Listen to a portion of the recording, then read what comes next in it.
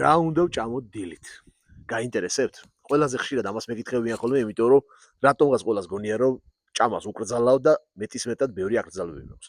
სამაგიეროდ ახლა მე თქვენ გეტყვით საუკეთესო პროდუქტს, რომელიც ყველაზე ჯანსაღია, ყველაზე სასარგებლოა და ამის შესახებ ჩვენმა წინაპრებმა ძალიან კარგად იცოდნენ.